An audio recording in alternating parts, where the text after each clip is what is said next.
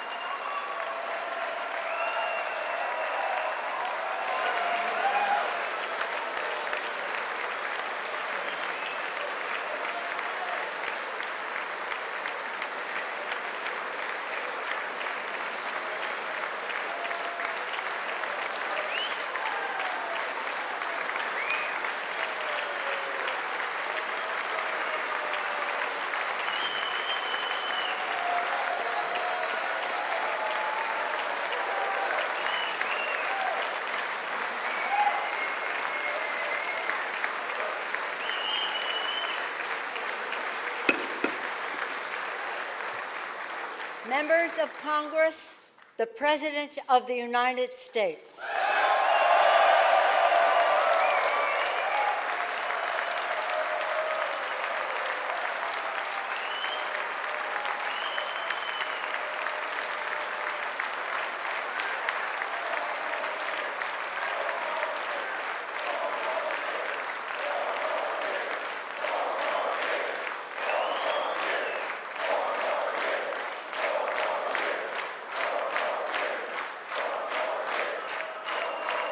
Thank you very much. Thank you. Thank you very much. Madam Speaker, Mr. Vice President, members of Congress, the First Lady of the United States.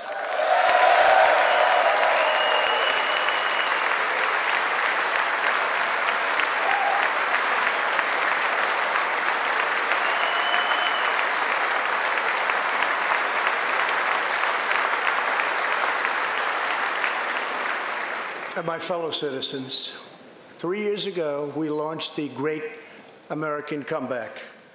Tonight, I stand before you to share the incredible results.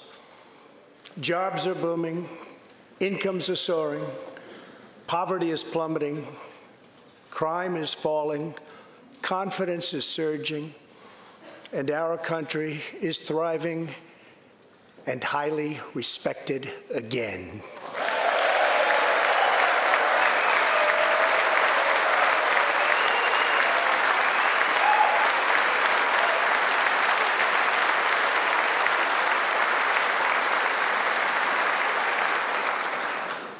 America's enemies are on the run. America's fortunes are on the rise, and America's future is blazing bright. The years of economic decay are over.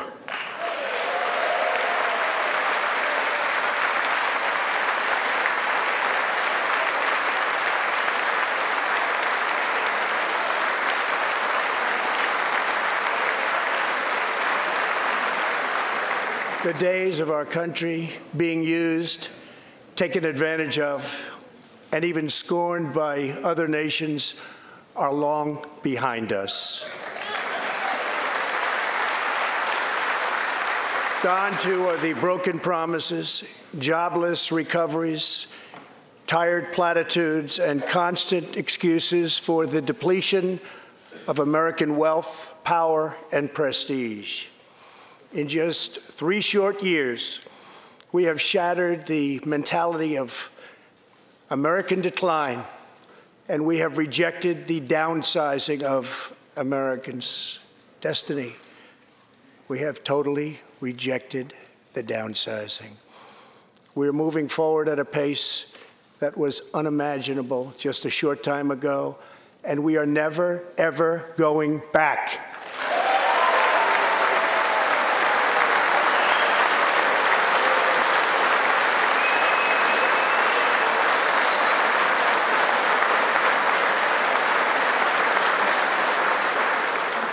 I am thrilled to report to you tonight that our economy is the best it has ever been.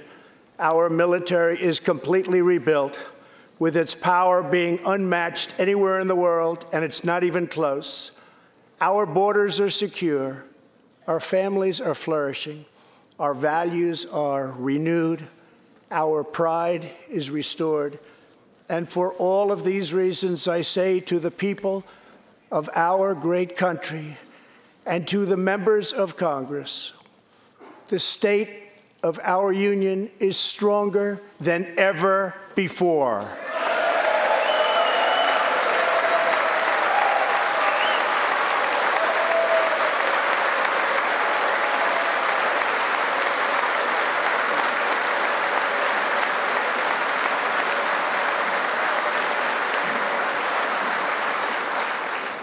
The vision I will lay out this evening demonstrates how we are building the world's most prosperous and inclusive society, one where every citizen can join in America's unparalleled success, and where every community can take part in America's extraordinary rise.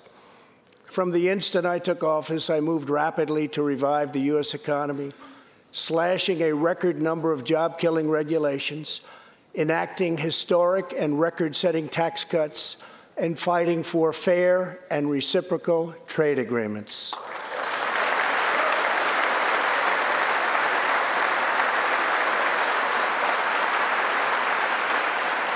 Our agenda is relentlessly pro-worker, pro-family, pro-growth, and most of all, pro-American.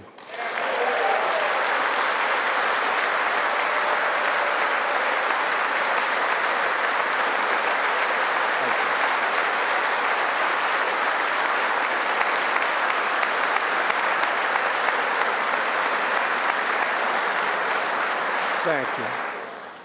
We are advancing with unbridled optimism and lifting our citizens of every race, color, religion, and creed very, very high. Since my election, we have created 7 million new jobs, 5 million more than government experts projected during the previous administration.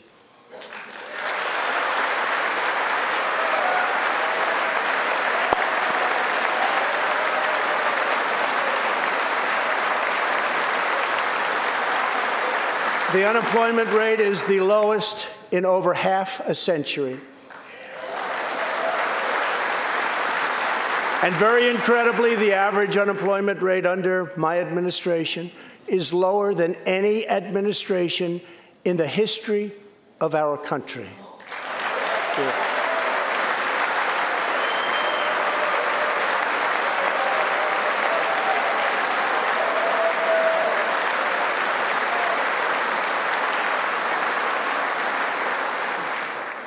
if we hadn't reversed the failed economic policies of the previous administration, the world would not now be witnessing this great economic success.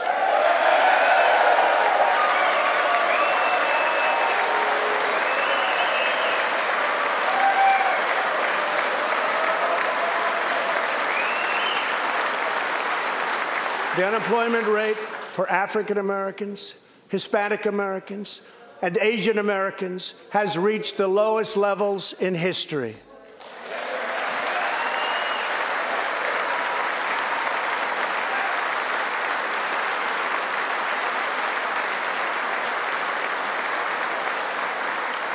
African American youth unemployment has reached an all-time low. African American poverty has declined to the lowest rate ever recorded. The unemployment rate for women reached the lowest level in almost 70 years, and last year women filled 72% of all new jobs added.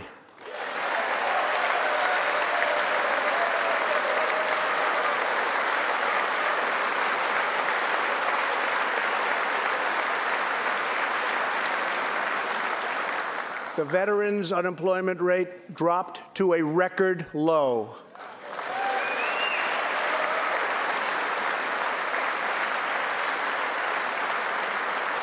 The unemployment rate for disabled Americans has reached an all-time low.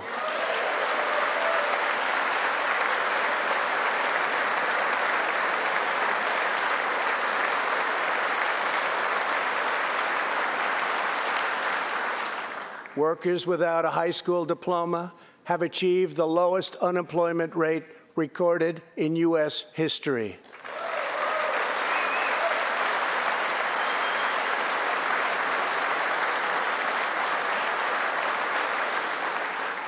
A record number of young Americans are now employed.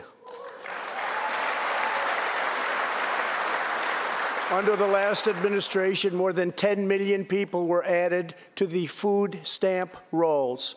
Under my administration, 7 million Americans have come off food stamps, and 10 million people have been lifted off of welfare.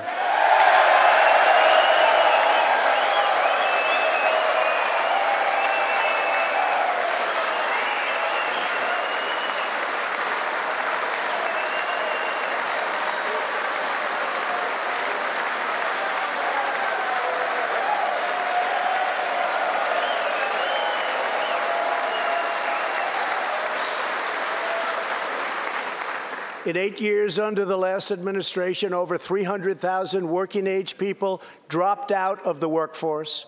In just 3 years of my administration, 3.5 million people, working-age people, have joined the workforce.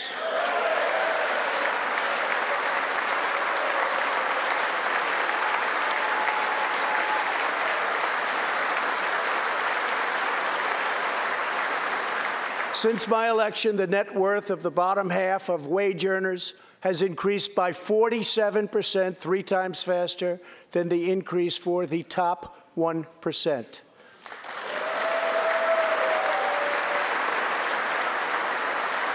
After decades of flat and falling incomes, wages are rising fast, and wonderfully, they are rising fastest for low-income workers who have seen a 16% pay increase since my election.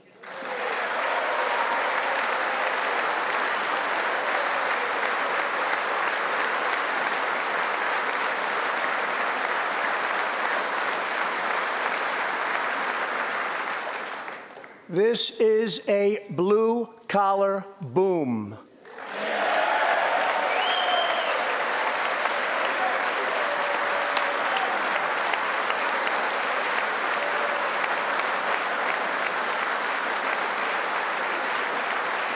Real median household income is now at the highest level ever recorded.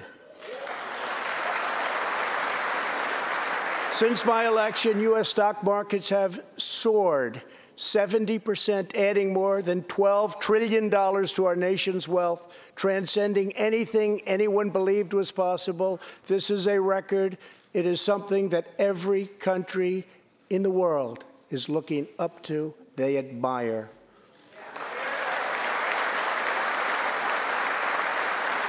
Consumer confidence has just reached amazing new highs. All of those millions of people with 401ks and pensions are doing far better than they have ever done before, with increases of 60, 70, 80, 90, and 100% and even more.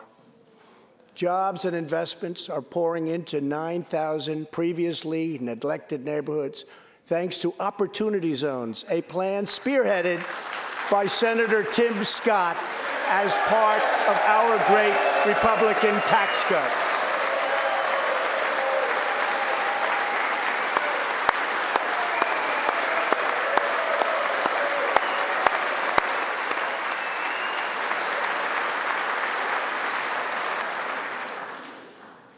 In other words, wealthy people and companies are pouring money into poor neighborhoods or areas that haven't seen investment in many decades, creating jobs, energy, and excitement.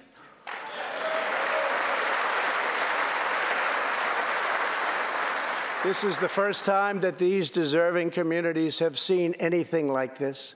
It's all working.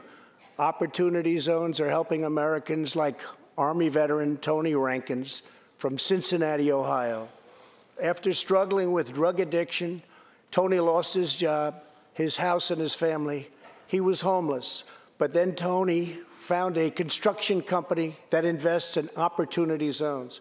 He is now a top tradesman, drug-free, reunited with his family, and he is here tonight. Tony, keep up the great work. Tony.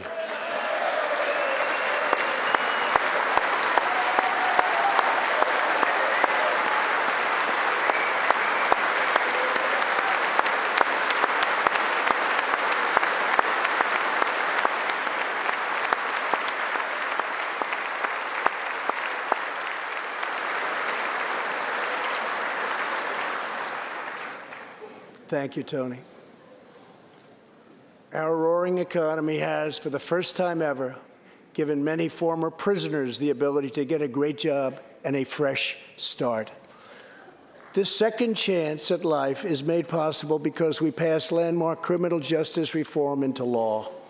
Everybody said that criminal justice reform couldn't be done, but I got it done, and the people in this room got it done.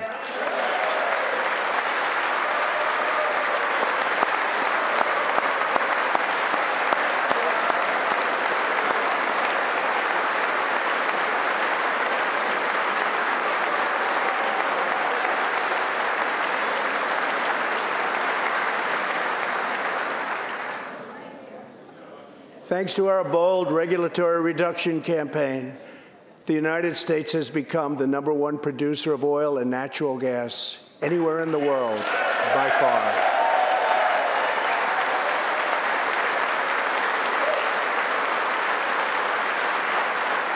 With the tremendous progress we have made over the past 3 years, America is now energy independent, and energy jobs, like so many other elements of our country, are at a record high.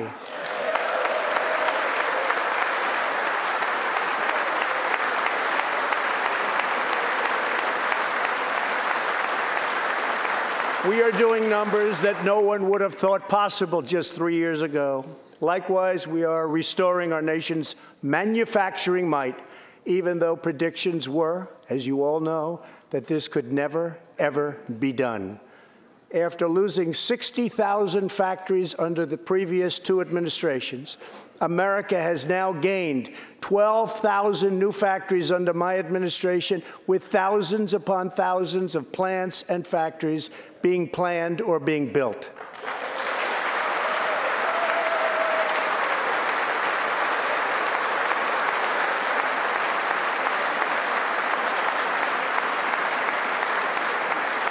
Companies are not leaving.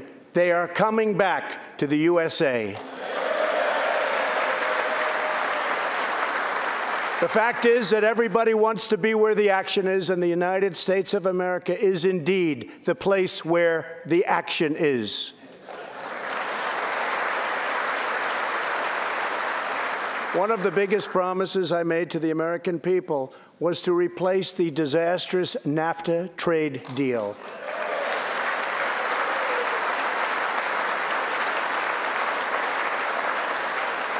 In fact, unfair trade is perhaps the single biggest reason that I decided to run for president.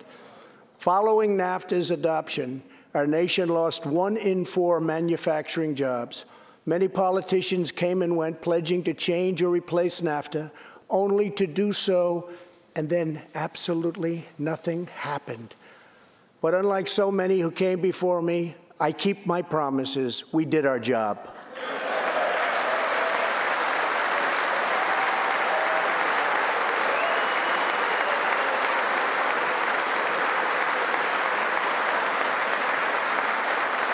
Six days ago, I replaced NAFTA and signed the brand-new U.S.-Mexico-Canada agreement into law. The USMCA will create nearly 100,000 new high-paying American auto jobs and massively boost exports for our farmers, ranchers, and factory workers.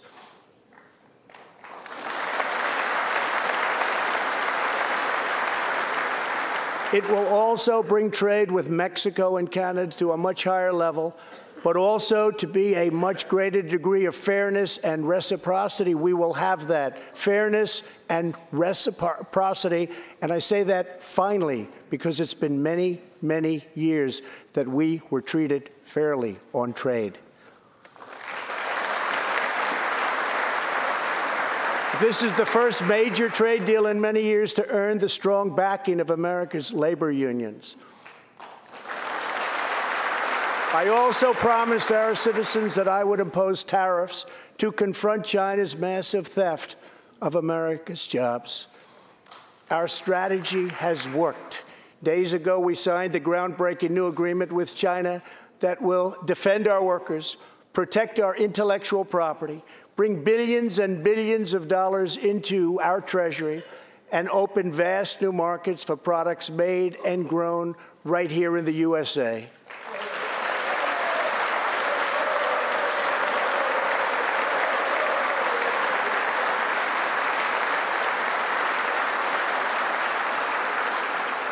For decades, China has taken advantage of the United States. Now we have changed that. But at the same time, we have perhaps the best relationship we've ever had with China, including with President Xi. They respect what we've done because, quite frankly, they could never really believe that they were able to get away with what they were doing year after year, decade after decade, without someone in our country stepping up and saying, "That's enough."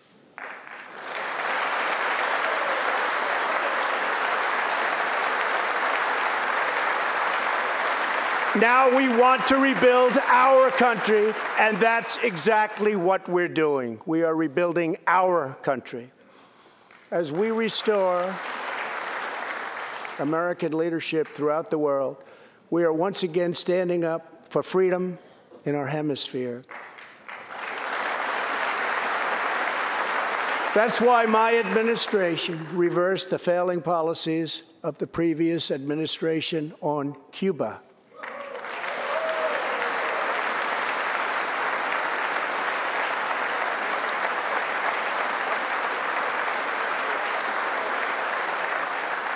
We are supporting the hopes of Cubans, Nicaraguans, and Venezuelans to restore democracy. The United States is leading a 59-nation diplomatic coalition against the socialist dictator of Venezuela, Nicolas Maduro.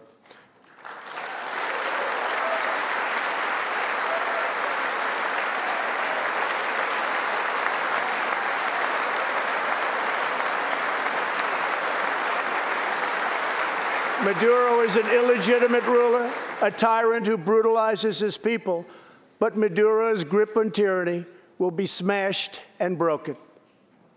Here this evening is a very brave man who carries with him the hopes, dreams, and aspirations of all Venezuelans. Joining us in the gallery is the true and legitimate president of Venezuela, Juan Guaido. Mr. President, please take this message back to your homeland.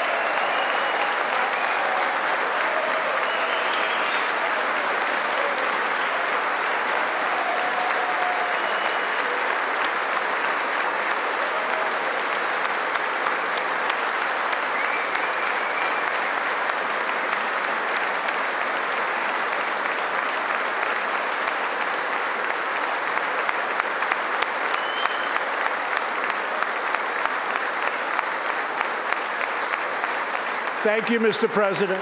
Great honor. Thank you very much. Please take this message back that all Americans are united with the Venezuelan people in their righteous struggle for freedom. Thank you very much, Mr. President.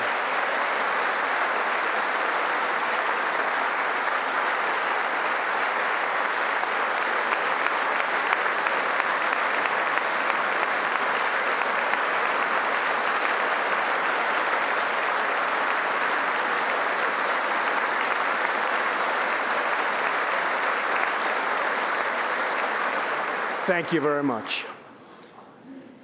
Socialism destroys nations, but always remember, freedom unifies the soul.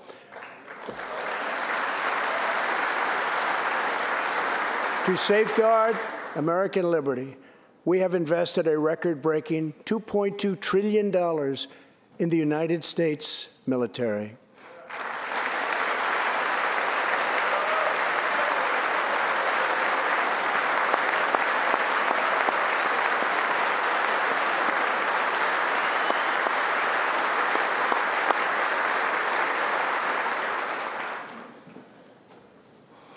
We have purchased the finest planes, missiles, rockets, ships, and every other form of military equipment, and it's all made right here in the USA.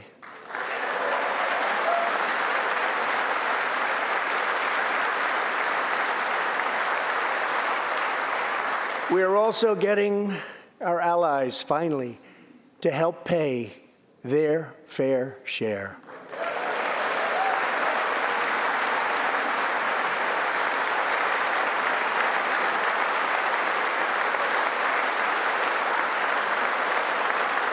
I have raised contributions from other NATO members by more than $400 billion, and the number of allies meeting their minimum obligations has more than doubled.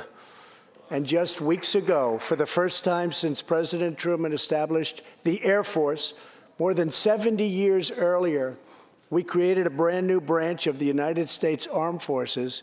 It's called the Space Force. Very important.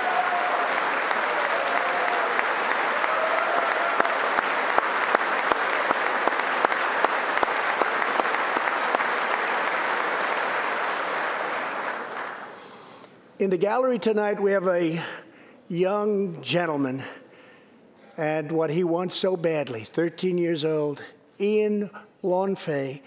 He's an 8th grader from Arizona. Ian, please stand up. Ian has always dreamed of going to space. He was the first in his class and among the youngest at an aviation academy. He aspires to go to the Air Force Academy, and then he has his eye on the Space Force. As Ian says, most people look up at space. I want to look down on the world.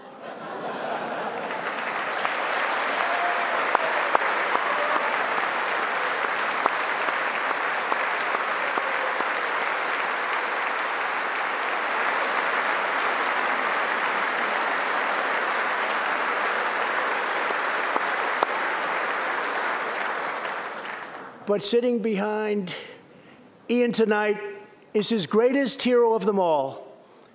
Charles McGee was born in Cleveland, Ohio, 1 century ago. Charles is one of the last surviving Tuskegee Airmen, the first black fighter pilots, and he also happens to be Ian's great-grandfather.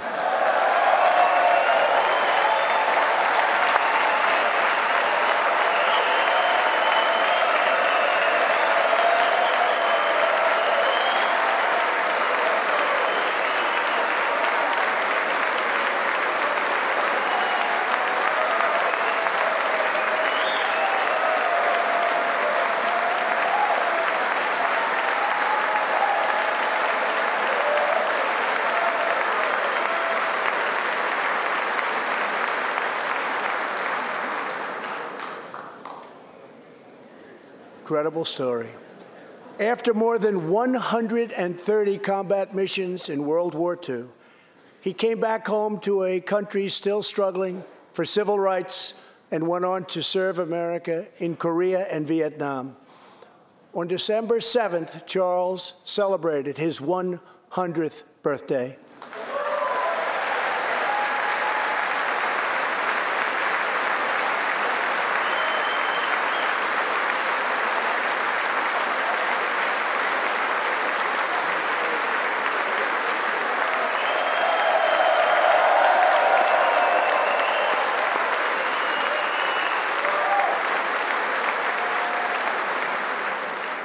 A few weeks ago, I signed a bill promoting Charles McGee to Brigadier General, and earlier today, I pinned the stars on his shoulders in the Oval Office.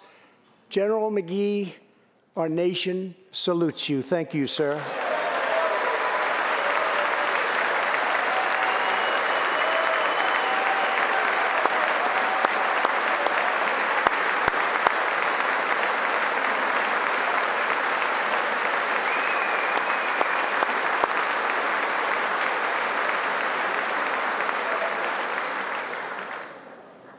From the Pilgrims to the founders, from the soldiers at Valley Forge to the marchers at Selma, and from President Lincoln to the Reverend Martin Luther King, Americans have always rejected limits on our children's future.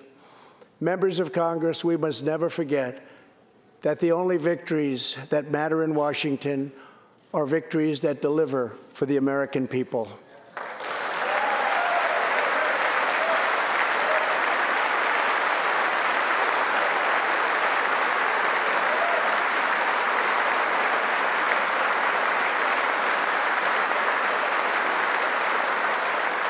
The people are the heart of our country. Their dreams are the soul of our country, and their love is what powers and sustains our country. We must always remember that our job is to put America first.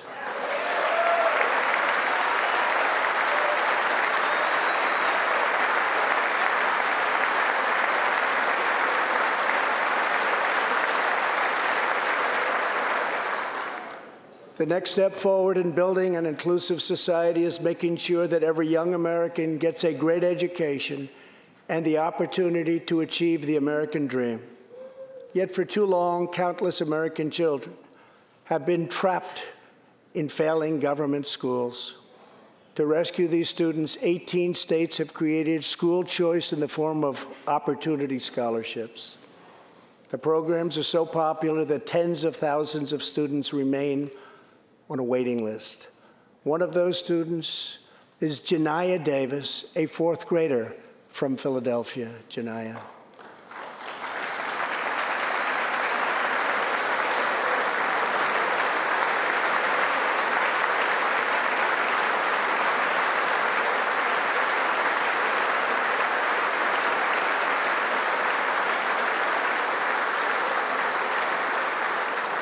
Janiyah's mom, Stephanie, is a single parent. She would do anything to give her daughter a better future. But last year, that future was put further out of reach when Pennsylvania's governor vetoed legislation to expand school choice to 50,000 children. Janiyah and Stephanie are in the gallery. Stephanie, thank you so much for being here with your beautiful daughter. Thank you very much.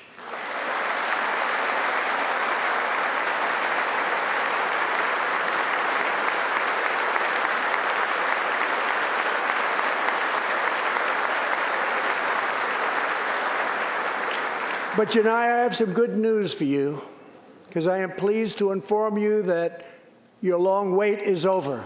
I can proudly announce tonight that an opportunity scholarship has become available. It's going to you, and you will soon be heading to the school of your choice.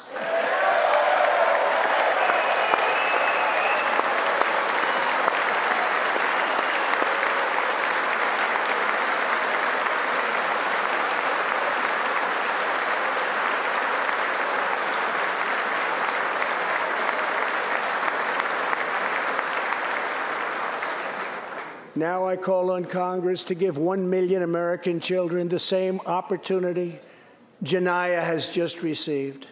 Pass the Education Freedom Scholarships and Opportunities Act, because no parent should be forced to send their child to a failing government school.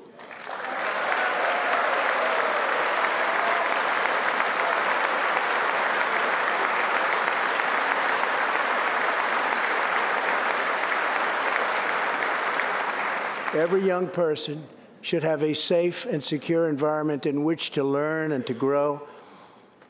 For this reason, our magnificent First Lady has launched the Be Best initiative to advance a safe, healthy, supportive, and drug-free life for the next generation, online, in school, and in our communities. Thank you, Melania, for your extraordinary love and profound care for America's children. Thank you very much.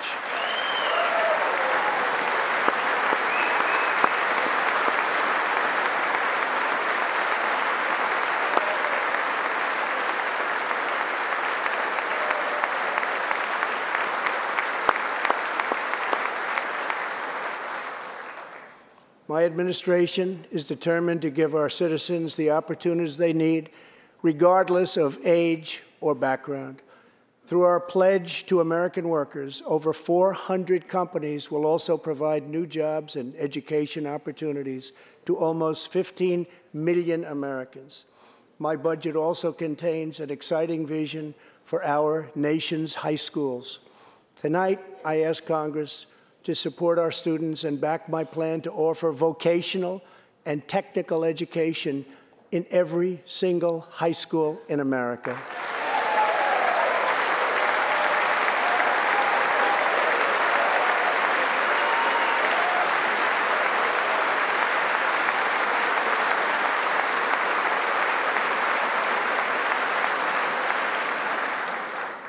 To expand equal opportunity, I am also proud that we achieved record and permanent funding for our nation's historically black colleges and universities.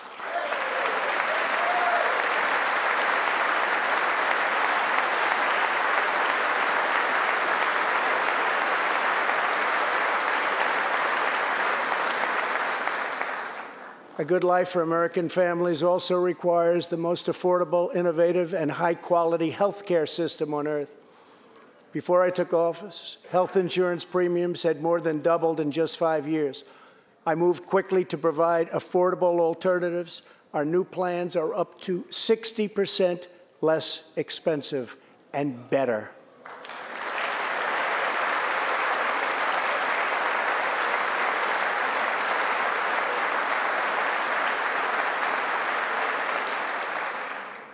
I've also made an ironclad pledge to American families. We will always protect patients with pre-existing conditions.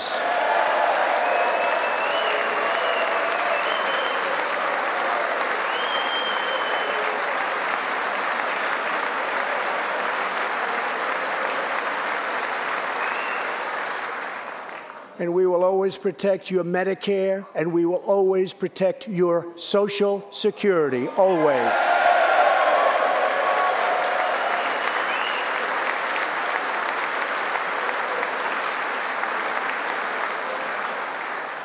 The American patient should never be blindsided by medical bills. That is why I signed an executive order requiring price transparency.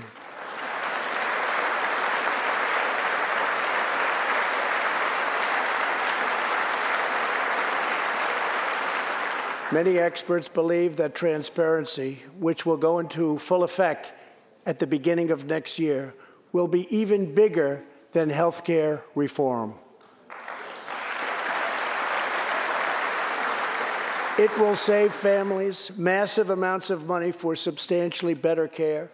But as we work to improve Americans' health care, there are those who want to take away your health care, take away your doctor, and abolish private insurance entirely.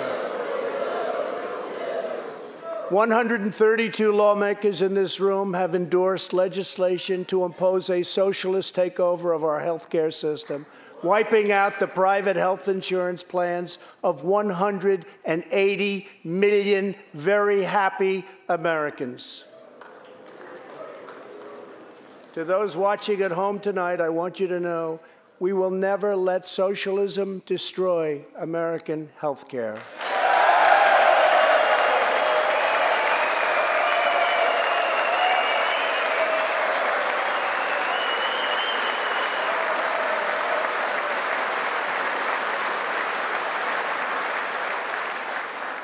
Over 130 legislators in this chamber have endorsed legislation that would bankrupt our nation by providing free taxpayer-funded health care to millions of illegal aliens, forcing taxpayers to subsidize free care for anyone in the world who unlawfully crosses our borders. These proposals would raid the Medicare benefits of our seniors and that our seniors depend on, while acting as a powerful lure for illegal immigration. That is what is happening in California and other states. Their systems are totally out of control, costing taxpayers vast and unaffordable amounts of money. If forcing American taxpayers to provide unlimited free health care to illegal aliens sounds fair to you, then stand with the radical left. But if you believe that we should defend American patients and American seniors, then stand with me and pass legislation to prohibit free government health care for illegal aliens.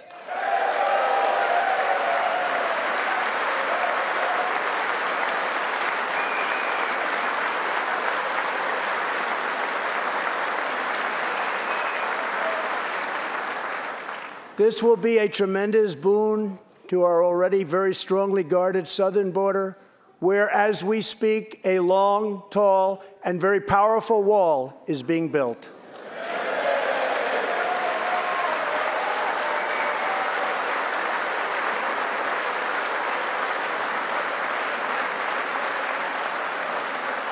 We have now completed over 100 miles and have over 500 miles fully completed in a very short period of time. Early next year, we will have substantially more than 500 miles completed.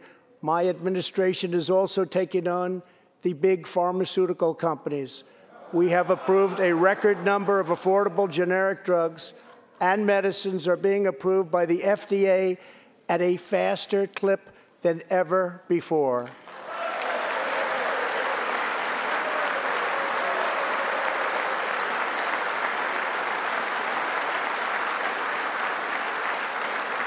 And I was pleased to announce last year that for the first time in 51 years, the cost of prescription drugs actually went down.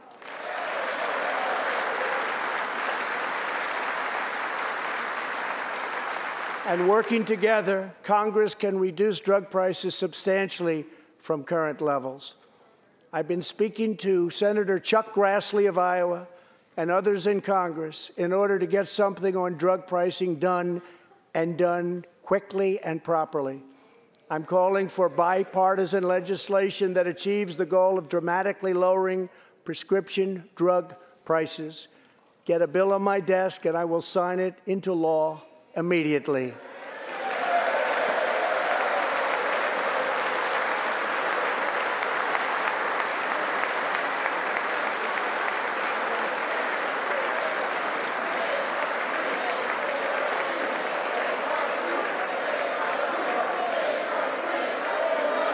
With unyielding commitment, we are curbing the opioid epidemic.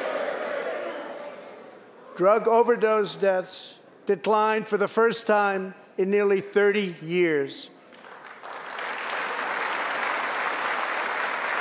Among the states hardest hit, Ohio is down 22%, Pennsylvania is down 18%, Wisconsin is down 10%, and we will not quit until we have beaten the opioid epidemic once and for all.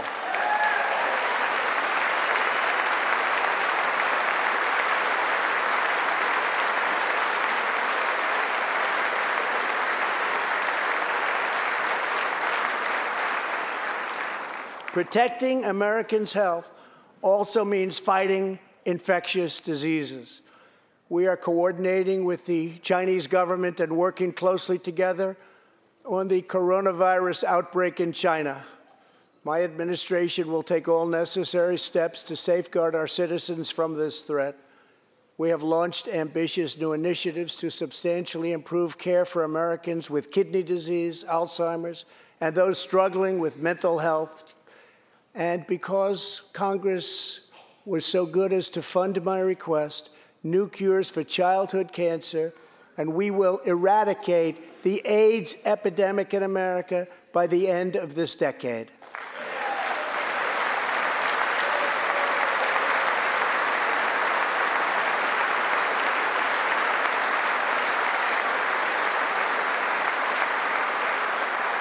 Almost every American family knows the pain when a loved one is diagnosed with a serious illness. Here tonight is a special man, beloved by millions of Americans, who just received a stage 4 advanced cancer diagnosis. This is not good news, but what is good news is that he is the greatest fighter and winner that you will ever meet. Rush Limbaugh, thank you for your decades of tireless devotion to our country.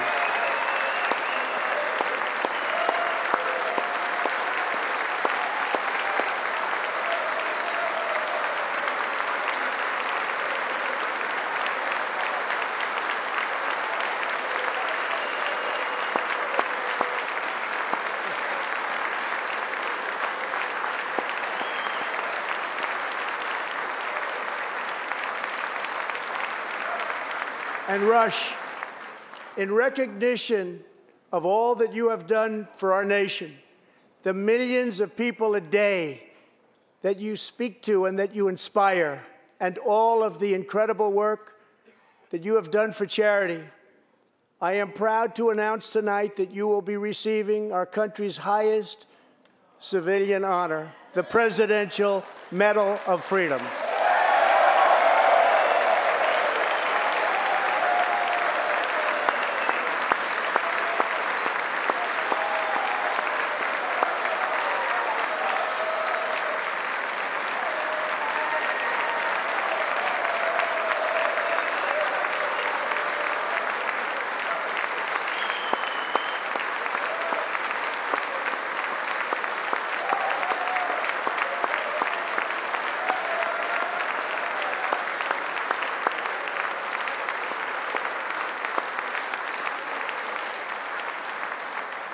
I will now ask the First Lady of the United States to present you with the honor, please.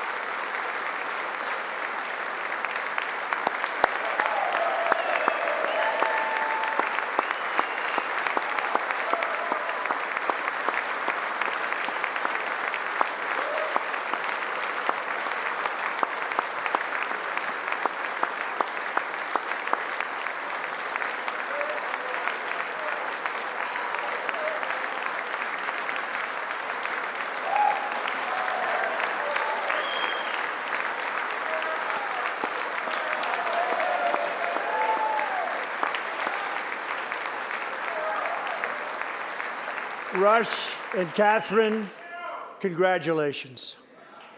Thank you, Catherine. As we pray for all who are sick, we know that America is constantly achieving new medical breakthroughs. In 2017, doctors at St. Luke's Hospital in Kansas City delivered one of the earliest premature babies ever to survive. Born at just 21 weeks and 6 days and weighing less than a pound, Ellie Schneider was a born fighter. Through the skill of her doctors and the prayers of her parents, little Ellie kept on winning the battle of life. Today, Ellie is a strong, healthy 2-year-old girl sitting with her amazing mother, Robin, In the gallery, Ellie and Robin, we are glad to have you with us tonight.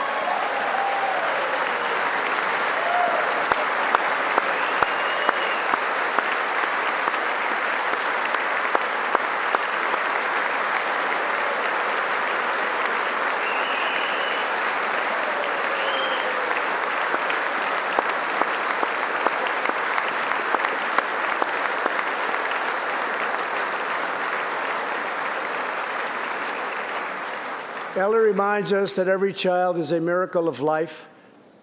And thanks to modern medical wonders, 50% of very premature babies delivered at the hospital where Ellie was born now survive. It's an incredible thing. Thank you very much. Our goal should be to ensure that every baby has the best chance to thrive and grow just like Ellie. That is why I'm asking Congress to provide an additional $50 million to fund neonatal research for America's youngest patients.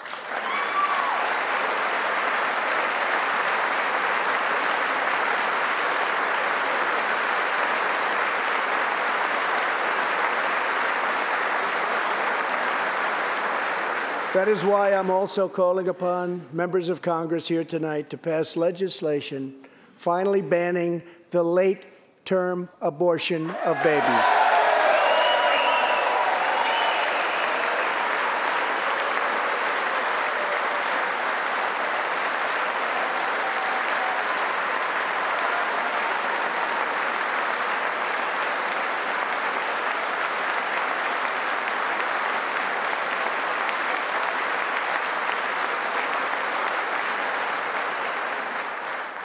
Whether we are Republican, Democrat, or Independent, surely we must all agree that every human life is a sacred gift from God. As we support America's moms and dads, I was recently proud to sign the law providing new parents in the federal workforce paid family leave, serving as a model for the rest of the country.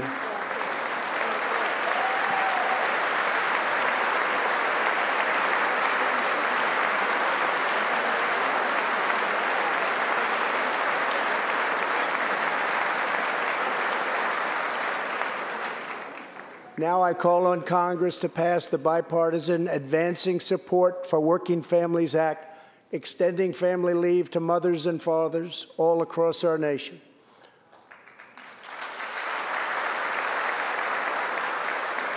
$40 million American families have an average $2,200 extra thanks to our child tax credit.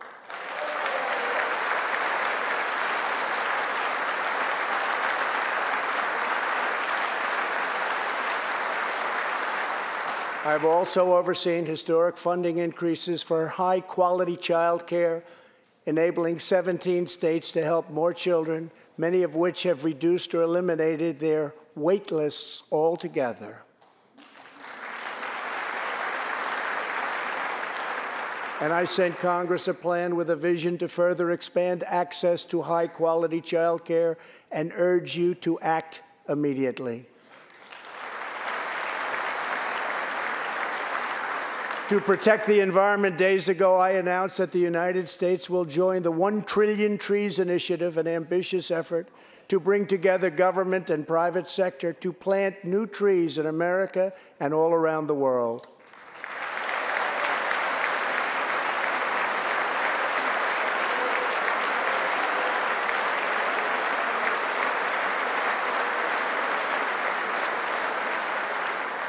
We must also rebuild America's infrastructure.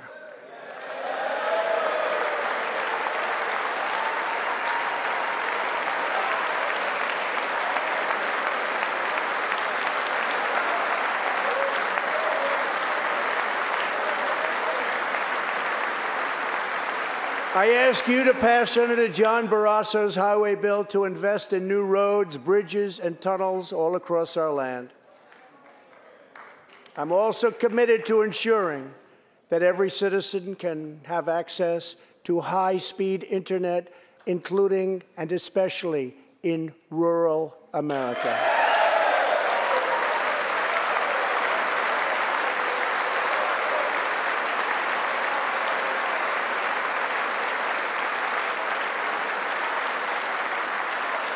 A better tomorrow for all Americans also requires us to keep America safe. That means supporting the men and women of law enforcement at every level, including our nation's heroic ICE officers.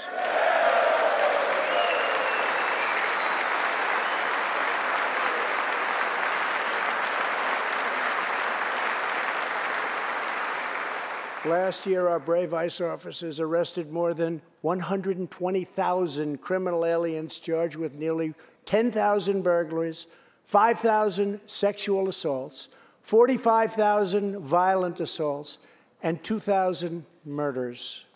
Tragically, there are many cities in America where radical politicians have chosen to provide sanctuary for these criminal illegal aliens. In sanctuary cities, local officials order police to release dangerous criminal aliens to prey upon the public instead of handing them over to ICE to be safely removed. Just 29 days ago, a criminal alien freed by the sanctuary city of New York was charged with the brutal rape and murder of a 92-year-old woman. The killer had been previously arrested for assault, but under New York sanctuary policies, he was set free. If the city had honored ICE's detainer request, his victim would still be alive today.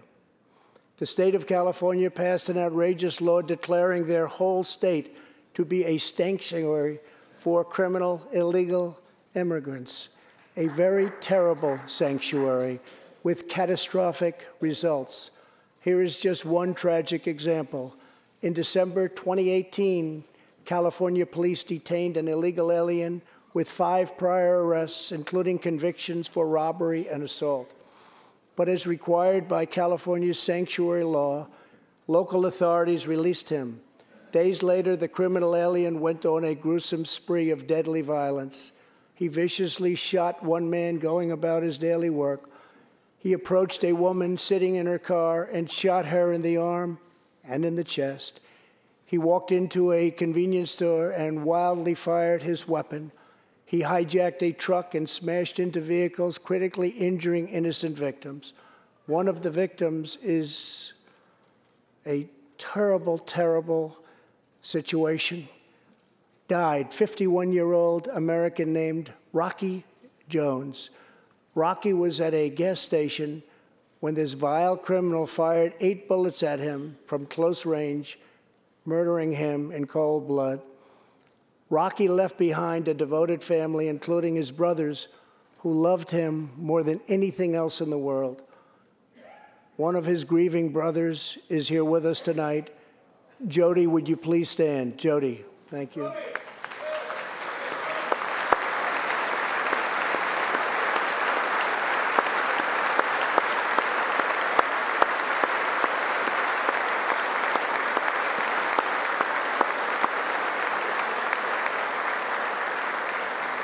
Jody, our hearts weep for your loss, and we will not rest until you have justice.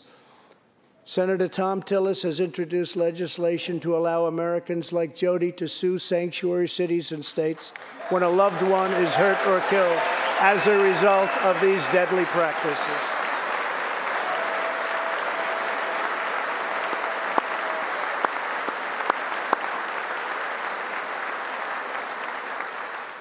I ask Congress to pass the Justice for Victims of Sanctuary Cities Act immediately. The United States of America should be a sanctuary for law-abiding Americans, not criminal aliens.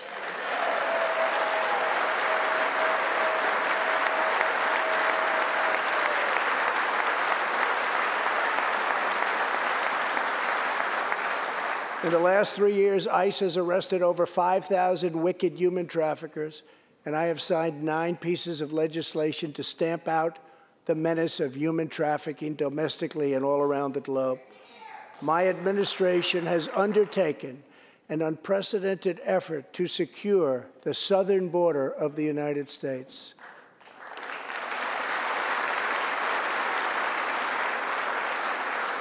Before I came into office, if you showed up illegally on our southern border and were arrested, you were simply released and allowed into our country never to be seen again. My administration has ended catch and release.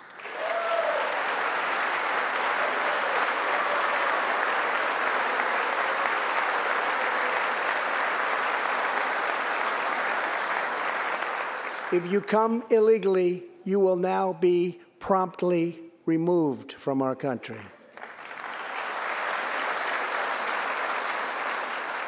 Very importantly, we entered into historic cooperation agreements with the governments of Mexico, Honduras, El Salvador, and Guatemala. As a result of our unprecedented efforts, illegal crossings are down 75% since May, dropping 8 straight months in a row.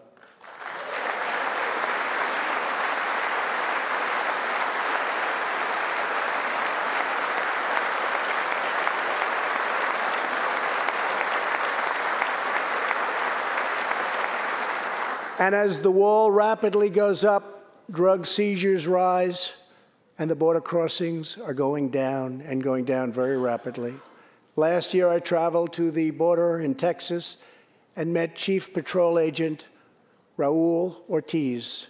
Over the last 24 months, Agent Ortiz and his team have seized more than 200,000 pounds of poisonous narcotics, arrested more than 3,000 human smugglers, and rescued more than 2,000 migrants. Days ago, Agent Ortiz was promoted to Deputy Chief of Border Patrol, and he joins us tonight. Chief Ortiz, please stand.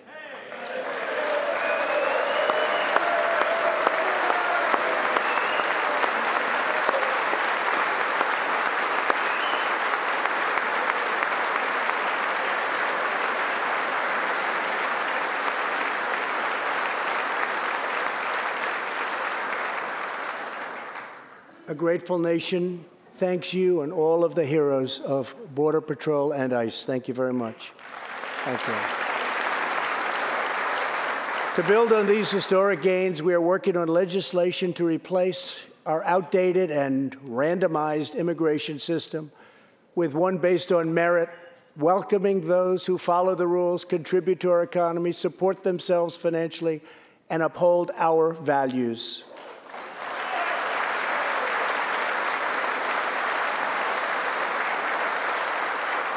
With every action, my administration is restoring the rule of law and reasserting the culture of American freedom.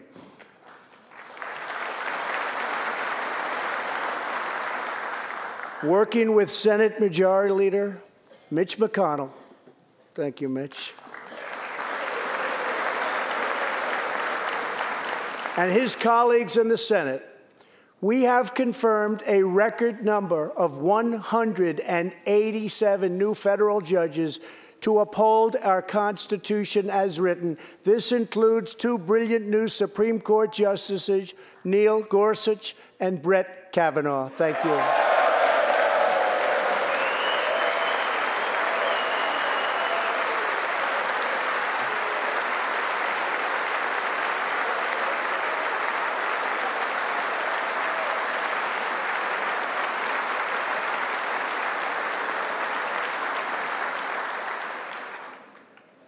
And we have many in the pipeline.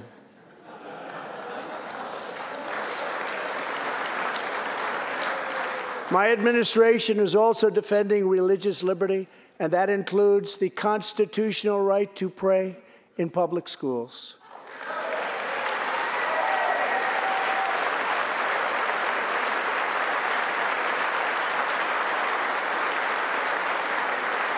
In America, we don't punish prayer.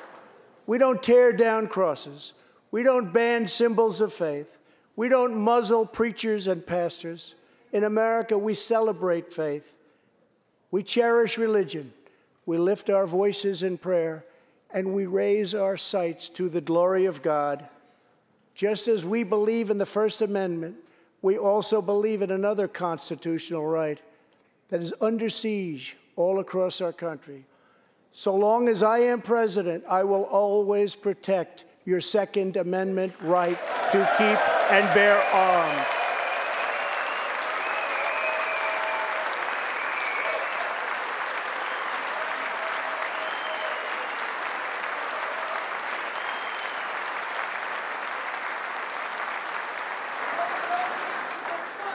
In reaffirming our heritage as a free nation, we must remember that America has always been a frontier nation. Now we must embrace the next frontier, America's manifest destiny in the stars. I am asking Congress to fully fund the Artemis program to ensure that the next man and the first woman on the moon will be American astronauts, using this as a launching pad to ensure that America is the first nation to plant its flag on Mars.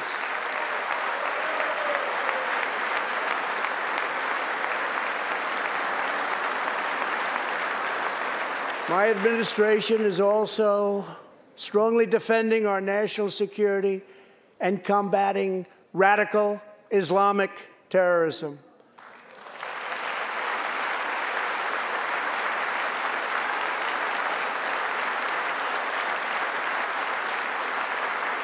Last week, I announced a groundbreaking plan for peace between Israel and the Palestinians.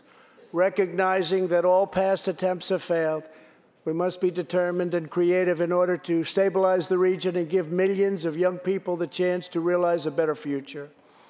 3 years ago, the barbarians of ISIS held over 20,000 square miles of territory in Iraq and Syria. Today, the ISIS territorial caliphate has been 100% destroyed, and the founder and leader of ISIS, the bloodthirsty killer known as al-Baghdadi, is dead.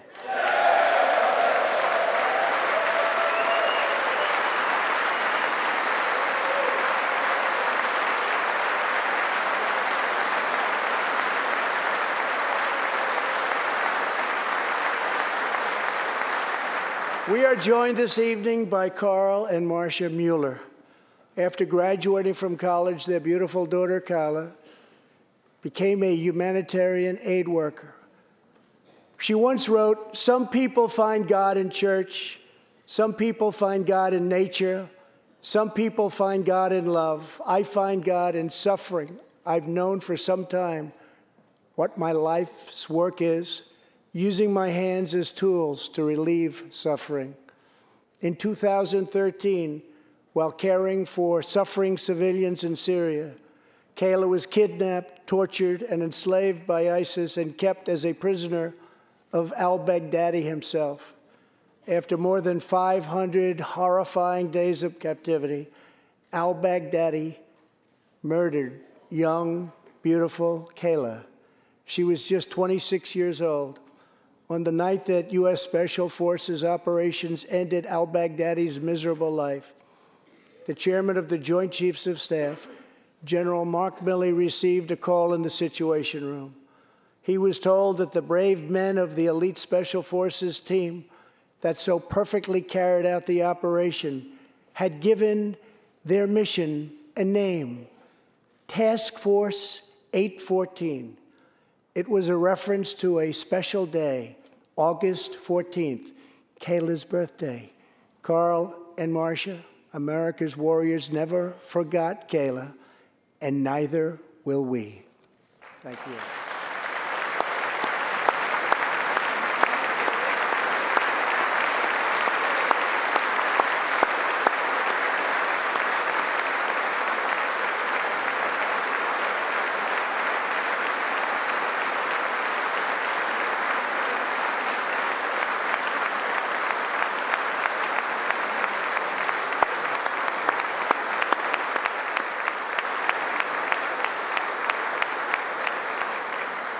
Every day, America's men and women in uniform demonstrate the infinite depth of love that dwells in the human heart.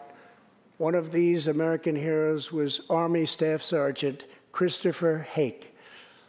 On his second deployment to Iraq in 2008, Sergeant Hake wrote a letter to his one-year-old son, Gage. "I will be with you again," he wrote to Gage. "I will teach you to ride your first bike, build your first sandbox, watch you play sports, and see you have kids also. I love you, son. Take care of your mother. I am always with you, Daddy." On Easter Sunday of 2008, Chris was out on patrol in Baghdad when his Bradley fighting vehicle was hit by a roadside bomb. That night, he made the ultimate sacrifice for our country.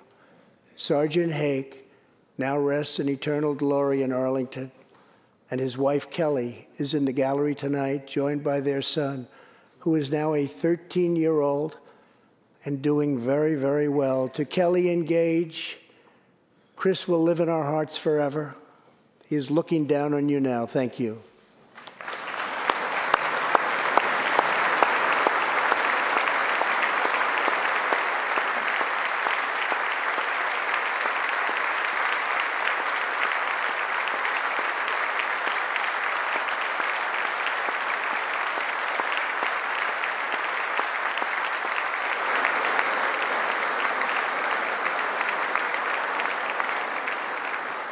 Thank you very much. Thank you both very much.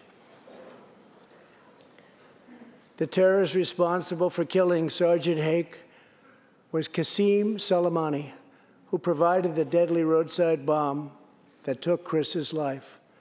Soleimani was the Iranian regime's most ruthless butcher, a monster who murdered or wounded thousands of American service members in Iraq. As the world's top terrorist, Soleimani orchestrated the deaths of countless men, women, and children. He directed the December assault and went on to assault U.S. forces in Iraq, was actively planning new attacks when we hit him very hard. And that's why last month, at my direction, the U.S. military executed a flawless precision strike that killed Soleimani and terminated his evil reign of terror forever.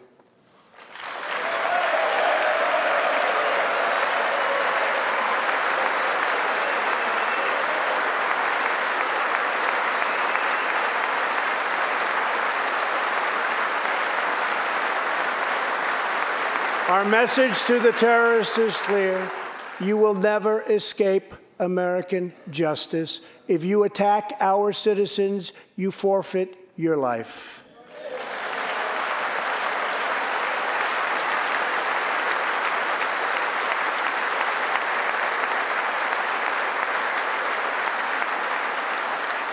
In recent months, we have seen proud Iranians raise their voices against their oppressive rulers.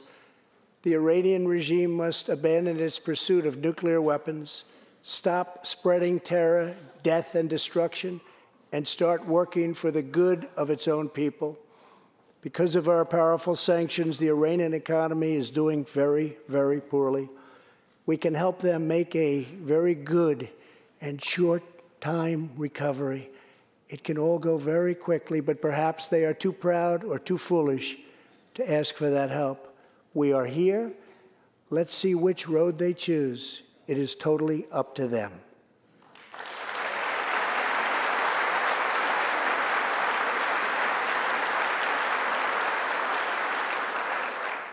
As we defend American lives, we are working to end America's wars in the Middle East. In Afghanistan, the determination and valor of our warfighters has allowed us to make tremendous progress, and peace talks are now underway. I am not looking to kill hundreds of thousands of people in Afghanistan, many of them totally innocent. It is also not our function to serve other nations as law enforcement agencies. These are warfighters that we have, the best in the world, and they either want to fight to win or not fight at all. We are working to finally end America's longest war and bring our troops back home.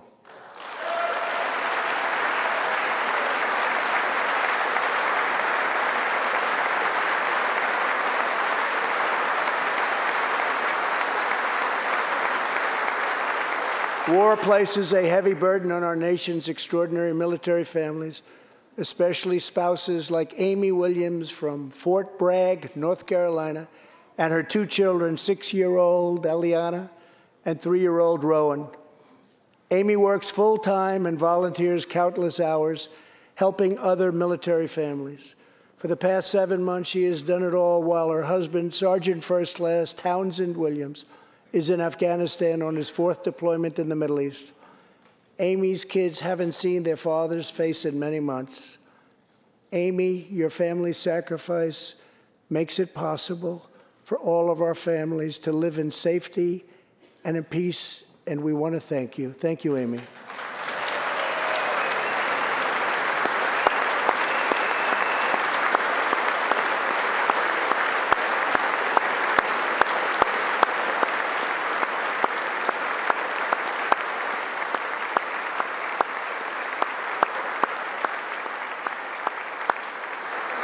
But Amy, there is one more thing. Tonight we have a very special surprise.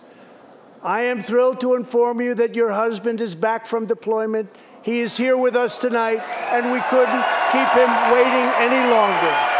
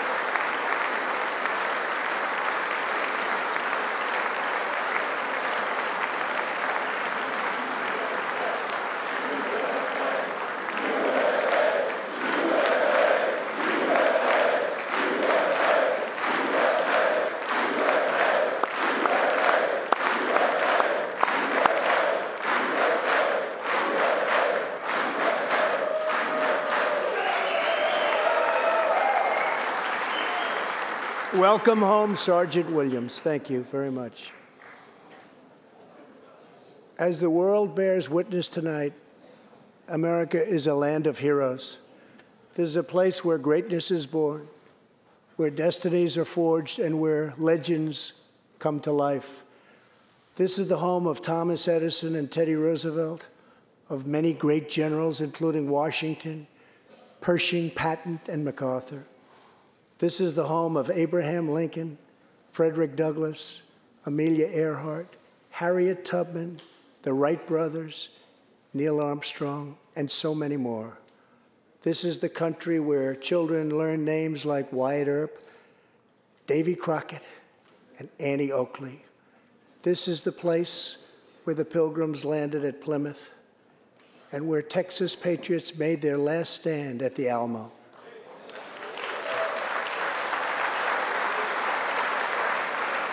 The beautiful, beautiful Alamo. The American nation was carved out of the vast frontier by the toughest, strongest, fiercest, and most determined men and women ever to walk on the face of the earth. Our ancestors braved the unknown, tamed the wilderness, settled the Wild West, lifted millions from poverty, disease, and hunger, vanquished tyranny and fascism, ushered the world to new heights of science and medicine, laid down the railroads, dug out the canals, raised up the skyscrapers, and ladies and gentlemen, our ancestors built the most exceptional republic ever to exist in all of human history, and we are making it greater than ever before.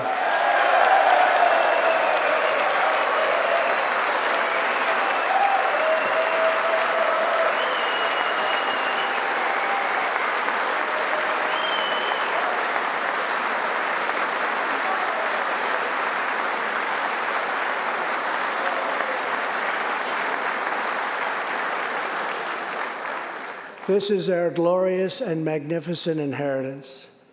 We are Americans. We are pioneers. We are the pathfinders. We settled the new world. We built the modern world. And we changed history forever by embracing the eternal truth that everyone is made equal by the hand of Almighty God.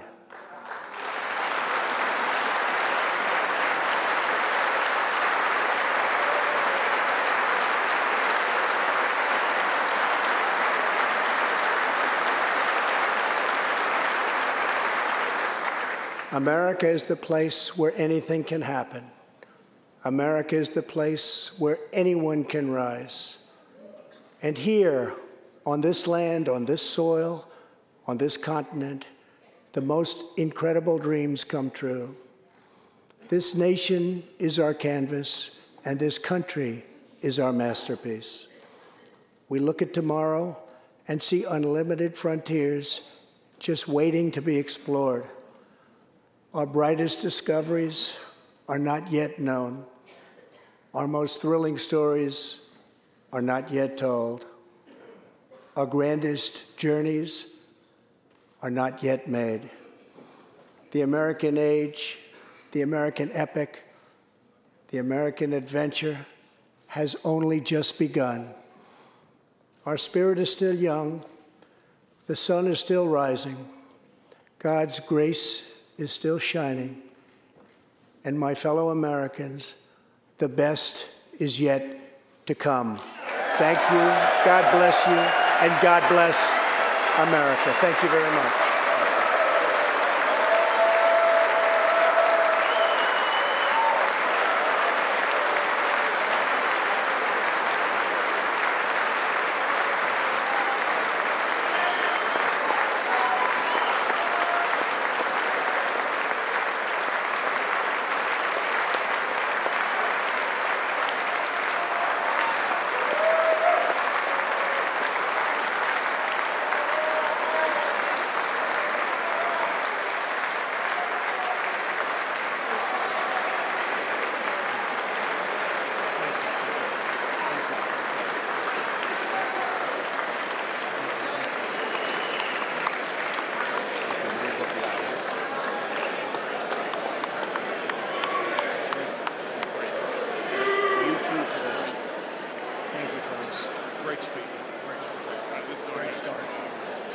Absolutely Great speech, Mr. President. Unbelievable. Awesome speech. You nailed it. Great job, Mr. President. Any chance you can sign that? Sign my tie for me? Thank you. You got to sign the children's tie. You get better every year, buddy. Great defense of American exceptionalism. Thank you. You did great. Best speech. Great speech. Brilliant, Mr. President. Absolutely brilliant. Reagan is. What you did was awesome. Thank you, sir. Wonderful. Mr. President, you signed this for a charity. Thank you so much. Same for you. Thank you. Tennessee. You got it. You take it with you.